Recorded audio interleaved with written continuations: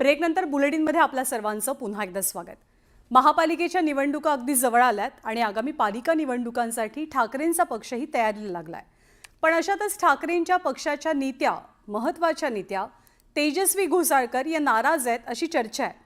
तेजस्वी घोसाळकरांनी आज याच नाराजीच्या पार्श्वभूमीवरती पक्षप्रमुख उद्धव ठाकरेंची भेट घेतली आणि आपल्या ज्या काही तक्रारी होत्या त्या आपण पक्षप्रमुखांकडे मांडल्यात असं सांगत काही प्रश्नांची आपल्याला उत्तरं मिळाली आहेत तर काही अजूनही बाकी आहेत असं म्हणत नाराजी दूर झाली का याबद्दल प्रश्न विचारला असता तुम्हाला लवकरच समजेल असंही त्यांनी म्हटलं।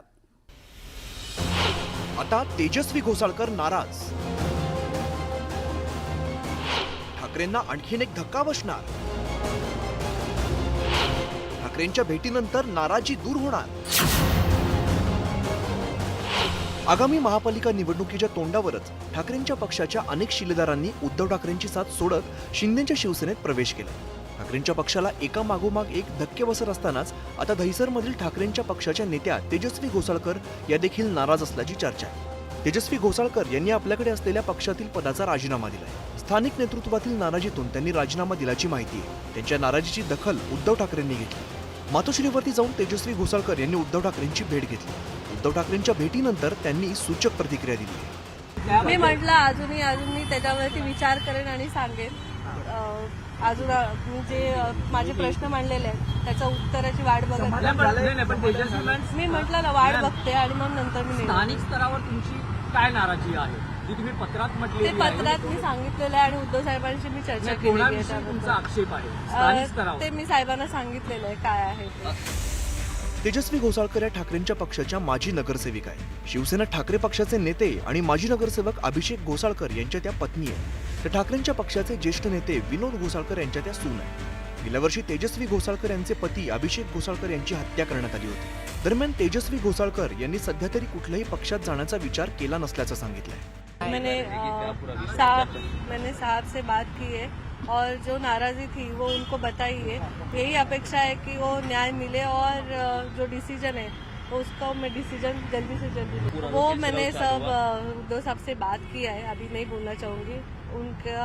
उनका फैसले का मैं इंतजार करूंगी। आज नाराजी दूर झाली आहे का तुमची? हाँ समजेल लवकरच। धन्यवाद। ठाकरेंच्या पक्षाच्या नेत्यांनीही तेजस्वी घोसाळकर या पक्ष सोडणार नाहीत असा विश्वास व्यक्त केलाय। तर सत्ताधाऱ्यांनी मात्र ठाकरेंच्या पक्षावर निशाणा साधलाय। घोसाळकर कुटुंब हे शिवसेनेची फार निष्ठेनं अनेक वर्ष राहिलेलं कुटुंब आहे। विनोद घोसाळकर असतील, त्यांचे चिरंजीव ज्यांची हत्या झाली ते अभिषेक घोसाळकर असतील आणि तेजस्वीने असतील, या सगळ्यांनी शिवसेनेसाठी योगदान दिलेलं आहे। त्याच्यामुळे मला असं वाटत नाही की ते काही चुकीचा निर्णय घेतील। आणि एक फॅशन झालेली आहे सध्या, उठायचं आणि निघून जायचं कारण त्यांनाही कळत नाही की आपण का जातो। ही कुठे शिंग पुरली त्याने काय कळायला मार्ग नाही। अनेक लोक आमच्या संपर्कात आहे। घोसाळकर ताईशी माझं काही व्यक्तिगत बोलणं झालं नाही। मान्य आशिष शेलारजी याबद्दल सांगतील। पण ही गोष्ट खरी आहे की उद्धव ठाकरेंची भूमिका मूलतः हिंदुत्वाच्या विरोधी विचाराकडे गेलेली आहे। त्यामुळं छोट्या छोट्या कार्यकर्त्यांचं जे मनावर परिणाम होतात, वरचं नेतृत्व ज्या भूमिकेतनं आपण आपला पक्ष तयार केला ती भूमिका वेगळीकडे जात असेल तर मात्र कार्यकर्ते हे अशा नेतृत्वाला सोडतात।